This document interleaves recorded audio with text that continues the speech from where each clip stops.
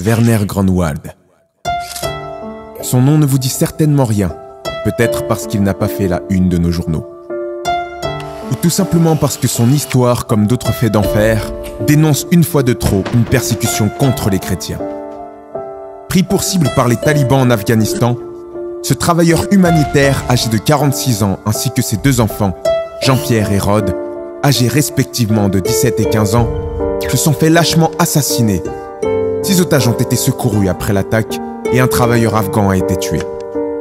Anneli, l'épouse de Werner, travaillait dans une clinique de Kaboul au moment de l'attaque. Cette famille chrétienne était originaire d'Afrique du Sud.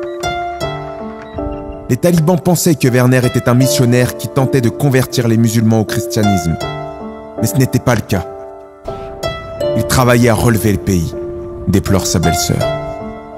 Le 29 novembre à Kaboul, des extrémistes ont encerclé le site de l'organisation humanitaire pour laquelle Werner Grunwald travaillait en tant que responsable d'un programme d'éducation destiné à la population rurale.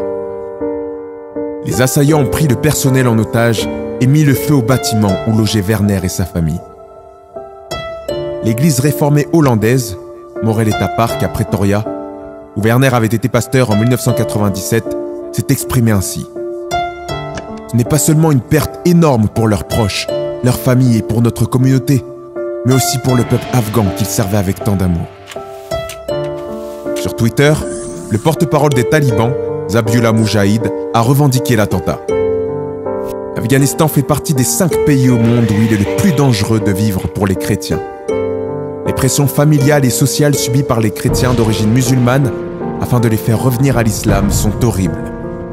De plus, le gouvernement se voit comme le gardien de l'islam et est hostile à toute autre religion.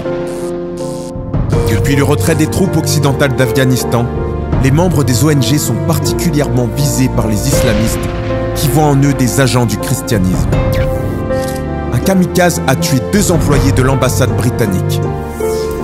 Pour les travailleurs humanitaires, l'Afghanistan est le pire endroit au monde.